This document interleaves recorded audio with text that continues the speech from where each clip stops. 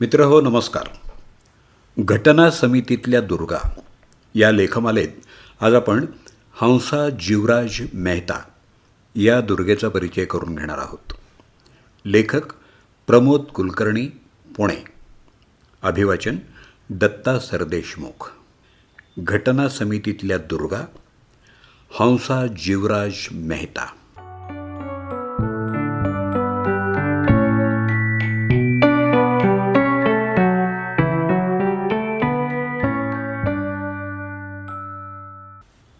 मित्रहो, हंसा मेहता यांचा जन्म 3 जुलै 1897ला एका श्रीमंत पुरोगामी गुजराती कुटुंबात झाला. त्यांचे वडील मनुभाई मेहता हे बडोद्यातल्या बडोदा कॉलेजमध्ये, आताचं महाराजा सयाजीराव विद्यापीठ, कायदा, तत्त्वज्ञान आणि तर्कशास्त्राचे प्राध्यापक होते. 1916मध्ये ते बडोदा राज्याचे दिवाण झाले. पुरोगामी विचारांचे महाराजा सयाजीराव गायकवाड तिसरे हे त्यावेळी राज्यप्रमुख होते. तिथल्या 11 वर्षाच्या सेवेनंतर मनुभाई मेहता बिकानेर संस्थानचे दिवाण म्हणून रुजू झाले.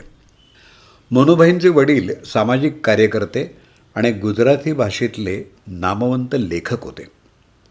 स्त्री शिक्षण आणि विधवा विवाहाचे ते खंबीर पुरस्कर्ते होते. हा वारसा मनुभाई आणि हंसा यांच्यामध्येही रुजला होता. शालेय शिक्षण पूर्ण केल्यानंतर 1913मध्ये हंसा बडोदा कॉलेजमध्ये दाखल झाल्या. कॉलेजमध्ये फक्त 3च विद्यार्थिनी होत्या. पुरुषांचं वर्चस्व असलेल्या त्या कॉलेजनं मुलींना नेहमीच दुर्लक्षित केलं होतं. एकदा महाविद्यालयात एका कार्यक्रमात एका विद्यार्थ्यानं स्त्रियांची कर्तव्य या विषयावर भाषण केलं. त्या भाषणात मांडलेल्या स्त्रीविषयक एकांगी विचारानं हंसा यांना खूप वाईट वाटलं. त्यामुळं स्त्रियांची कर्तव्य स्त्रीच्या नजरेतून असा प्रतिवाद करणारं भाषण हंसा यांनी केलं. तेव्हापासून कॉलेजच्या मासिकात लेख लिहायला त्यांनी सुरुवात केली. त्यांनी मुलांसाठी पुस्तकं लिहायलासुद्धा सुरुवात केली. त्या एक समर्थ लेखिका म्हणून उदयाला आल्या. 1917मध्ये ग्रॅज्युएशन पूर्ण झाल्यावर पुढच्या शिक्षणासाठी त्या London school of economics and political science या ठिकाणी गेल्या. लंडनमध्ये त्यांची सरोजिनी नायडू यांच्याशी ओळख झाली.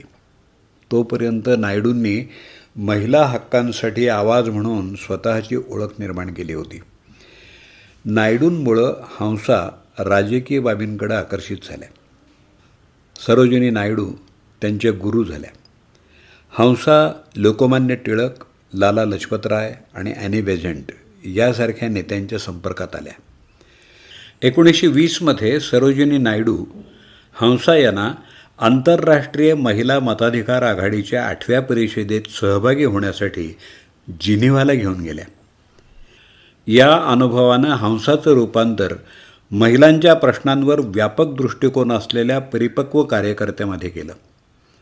त्यानंतर 1919 ते 20मध्ये अमेरिकेतल्या स्त्री शिक्षण पद्धतीचं निरीक्षण करण्यासाठी त्या अमेरिकेला गेल्या. भारतात महिला केंद्रित महाविद्यालय सुरू करण्याचा विचार त्यांच्या मनात होता. भारतीय महिलांसाठी कुठं शिष्यवृत्ती शक्य आहे का हे पाहण्यासाठी त्यांनी काही विद्यापीठांना भेटी दिल्या. हंसा भारतात परतल्यावर सरोजिनी नायडू त्यांना सेवाग्राम आश्रमात घेऊन गेल्या. त्यांच्यावर गांधींचा प्रभाव पडला आणि त्या त्यांच्या अनुयायी झाल्या. पण स्वतंत्र वाण्याच्या हंसा म्हणायच्या, शिका आणि स्वतःसाठी विचार करा. प्रत्येक गोष्टीसाठी गांधीजींच्या शब्दाचा आश्रय घेऊ नका. त्याच सुमाराला त्यांची डॉक्टर जीवराज मेहता यांच्याशी भेट झाली. हे गांधीजींचे वैयक्तिक डॉक्टर म्हणून साबरमती आश्रमात येत असत. डॉक्टर मेहता त्यावेळी बडोदा राज्याचे मुख्य वैद्यकीय अधिकारी होते, जिथं हंसाचे वडील दिवाण होते. काही भेटीनंतर हंसा आणि डॉक्टर जीवराज यांच्यात प्रेम निर्माण झालं आणि त्यांनी लग्न करायचा निर्णय घेतला. हंसा नागर ब्राह्मण तर डॉक्टर जीवराज वैश्य समाजातले होते. हंसाच्या आईनं आणि त्यांच्या समाजानं लग्नाला विरोध केला. समाजाच्या नेत्यांनी त्यांना समाजातून काढून टाकण्याची धमकी दिली. तडफदार हंसा डगमगल्या तर नाहीच, उलट त्यांनीच या नेत्यांना बजावलं की तुम्ही मला काय हाकलून द्याल, मी स्वतःच समाजातून बाहेर पडते, कारण मी जातीव्यवस्थेवर विश्वास ठेवत नाही. महाराजा सयाजीराव गायकवाड यांच्या उपस्थितीत हा विवाह बडोदा इथं 1920 साली संपन्न झाला. अखिल भारतीय महिला परिषद आणि भगिनी समाज या 2 संस्थांच्याद्वारे हंसांनी महिला केंद्रीभूत समस्यांवर आपले उपक्रम सुरू ठेवले. सरकारकडून त्यांची जस्टिस ऑफ पीस या पदावर नियुक्ती करण्यात आली होती.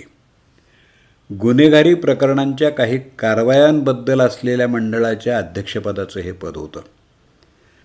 1930मध्ये त्यांनी सरकारी पदाचा राजीनामा दिला आणि 1930च्या सविनय कायदेभंग चळवळीत आणि मिठाच्या सत्याग्रहात भाग घेऊन त्या राजकारणात सक्रिय झाल्या. त्यांनी मुंबईत देशसेविका संघ नावाचा महिलांचा एक गट स्थापन केला, जो दारू विक्री आणि दारू सेवन तसंच विदेशी वस्तू विकणाऱ्या दुकानांना विरोध करत चळवळी करत होता. सरकारनं संघावर बंदी घातली, पण हंसांनी आपलं कार्य चालूच ठेवलं. लवकरच त्यांना बॉम्बे प्रांतीय काँग्रेस कमिटीत सामील होण्यासाठी आमंत्रित करण्यात आलं.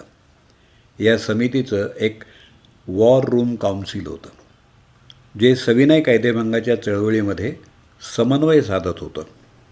हंसा यांना या काउन्सिलचं अध्यक्ष केलं गेलं. त्या कुशल संघटक होत्या. 1930च्या सविनय कायदेभंग चळवळीत जेव्हा सर्व प्रमुख नेत्यांना अटक करण्यात आली, तेव्हा त्यांनी अतिशय प्रभावीपणे आपले उपक्रम आणि आपलं कार्य निर्भयपणे चालू ठेवलं. त्यांची क्षमता पाहून त्यांना काँग्रेस कार्यकारिणीत काँग्रेस वर्किंग कमिटी CWC यात सामील करण्यात आलं. काँग्रेसचं हे निर्णय घेणारं सर्वोच्च मंडळ होतं. दिल्ली इथं CWC बैठकीवर सरकारनं बंदी घातली होती. मीटिंगला हजर राहून मुंबईत परतल्यावर हंसा यांना अटक करण्यात आली. काँग्रेसचं बुलेटिन प्रकाशित केल्याच्या आरोपावरून त्यांना 3 महिने तुरुंगात टाकण्यात आलं. 1932मध्ये पती डॉक्टर जीवराज यांच्यासह त्यांना पुन्हा अटक करण्यात आली. गंमत म्हणजे डॉक्टर जीवराज हे फारसे महत्त्वाचे कार्यकर्ते नव्हते, पण त्यांच्यावर आरोप असा होता की त्यांनी त्यांच्या घरात चळवळीतल्या एका काँग्रेस कार्यकर्त्याला आश्रय दिला. आश्रय दिलेली ही कार्यकर्ता व्यक्ती म्हणजे त्यांची पत्नी हंसा. मित्रहो, या सर्व आंदोलनाच्या धकाधकीत आणि अटकेच्या बाबतीत अतिशय व्यस्त असतानासुद्धा हंसा यांनी आपली शैक्षणिक आवड चालू ठेवली होती. 1931 आणि 1936मध्ये त्या मुंबई विद्यापीठाच्या सिनेटवर निवडून आल्या आणि महिला विद्यापीठाच्याही त्या सिनेट सदस्य होत्या. त्यांनी गुजराती भाषेत अनेक पुस्तकं लिहिली. शेक्सपियर आणि इतर पाश्चिमात्य नामवंत लेखकांच्या साहित्याचं त्यांनी गुजरातीमध्ये भाषांतर केलं. 1936मध्ये प्रांतीय असेंब्ली आणि काउन्सिलच्या निवडणुका जाहीर झाल्या. महिलांसाठी राखीव जागेवरून निवडणूक लढवण्यासाठी हंसा यांना उमेदवारी देण्यात आली होती. मात्र आरक्षणाला विरोध असल्यामुळं त्यांनी उमेदवारी नाकारली आणि सर्वसाधारण जागेवरून निवडणूक लढवली. त्या मुंबई विधान परिषदेवर निवडून आल्या. लगेचच त्यांची संसदीय सचिव म्हणून नियुक्ती करण्यात आली. 1946 साली त्या घटना समितीवर आल्या. संविधान सभेत त्या सल्लागार समिती आणि मूलभूत हक्कांवरील उपसमितीच्या सदस्य होत्या.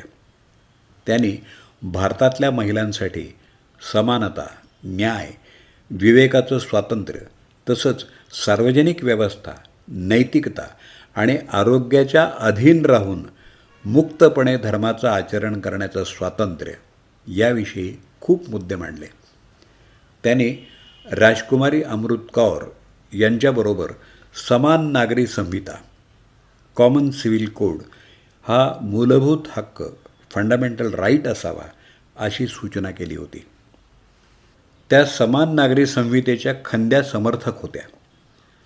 आंतरधर्मीय विवाह करताना कुणालाही आपल्या धर्माचा त्याग न करता विवाह करण्याची परवानगी देण्याची सूचना त्यांनी मांडली होती. त्यांची सूचना त्यावेळी मान्य झाली नसली तरी 1954मध्ये विशेष विवाह कायदा 1872मध्ये झालेल्या दुरुस्तीमुळं ती सूचना अंमलात आली. हंसा यांनी हिंदू कोड बिलाचं समर्थन करत असं म्हटलं होतं की आम्ही भूतकाळाकडं खूप पाहिलं आहे, आपण आता भविष्याकडं पाहिलं पाहिजे. भावी पिढीसाठी आपण हा कायदा बनवत आहोत. स्वातंत्र्याच्या पूर्वसंध्येला त्यांनी 14 ऑगस्ट 1947 रोजी भारतीय महिलांच्या वतीनं संविधान सभेला भारताचा राष्ट्रीय ध्वज सादर केला.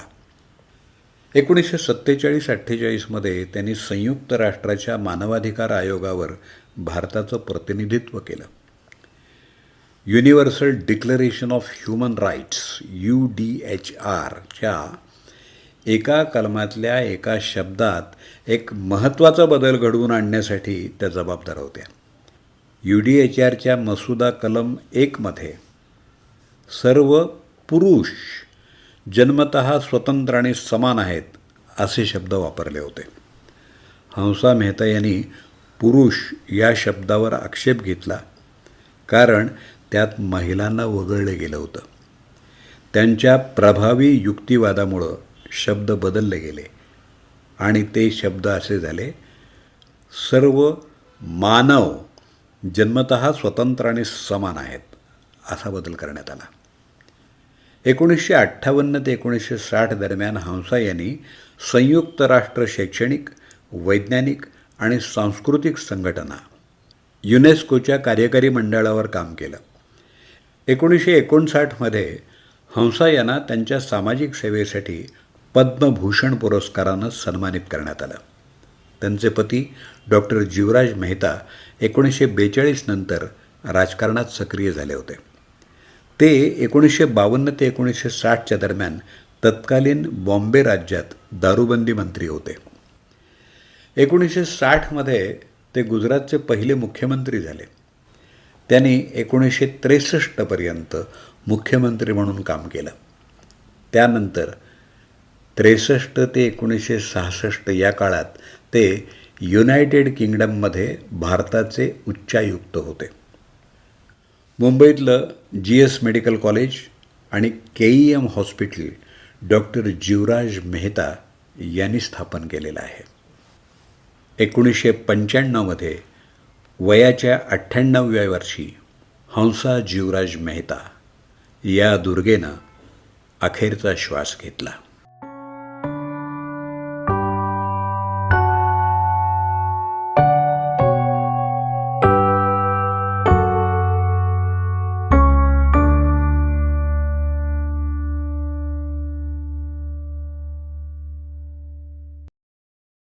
मित्रहो, घटना समितीतल्या दुर्गा या लेखमालेत आज आपण हंसा जीवराज मेहता या दुर्गेचा परिचय करून घेतला. लेखक प्रमोद कुलकर्णी, पुणे. त्यांचा मोबाईल नंबर 9850812443. अभिवाचन दत्ता सरदेशमुख. 8329730186.